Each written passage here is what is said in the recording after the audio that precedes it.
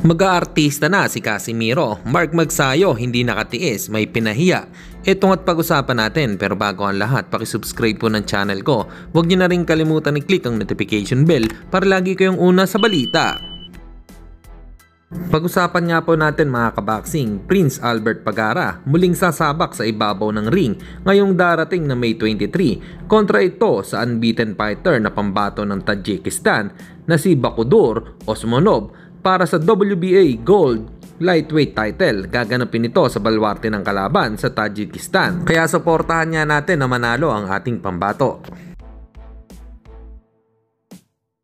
Samantalang may aabangan kay Cuadro Alas dahil sa panibagong post nga nito ay tila mapapabilang ito sa cast ng Batang Quiapo ni Coco Martin. Ayon din sa kanyang sinabi na mga tol, maghahanap kami ng mga kasama na magaling mag-acting. Palagay nyo mga kaboxing, mapapanood kaya dito si Jandrel Casimiro? Comment lang kayo sa ibaba. At tila may pinahiya naman dito si Mark Magnifico Magsayo na isang boxing fans kuno. Ayon kasi sa sinabi ng boxing fans kuno na walang kwentang boxer sa Pinas. Kaya dahil dyan ay sinagot ito ni Magsayo. Sinabi niya na nagbibigay kami ng karangalan sa pamilya namin at sa totoong mga sumusuporta.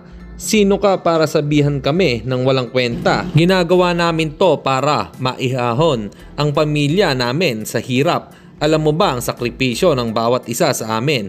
Mayroon ka bang naiambag paghihirap namin sa ring para sabihan mo kami ng walang kwenta? Meron ba kaming ginawang masama sa iyo?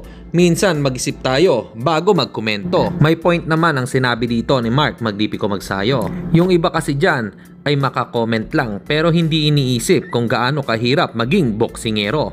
Para sa inyo mga kaboxing, ano po opinion nyo rito? Comment lang kayo sa ibaba.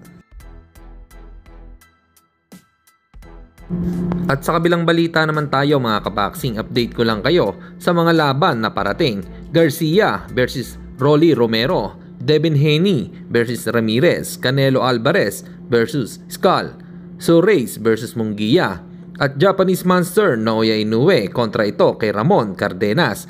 At pahabol pa mga kaboxing, Pinoy boxer na si Antonio Sisimondo mapapasabak sa bansang United Arab Emirates para harapin si Khalid Nasir sa May 3 sa Sabado, 8 rounds fight. Ito, suportahan nga natin na manalo ang ating pambato sa kanyang laban. Hanggang dito na lang muna ang ating balita. Dito na lang ang aking boxing news report. Babu!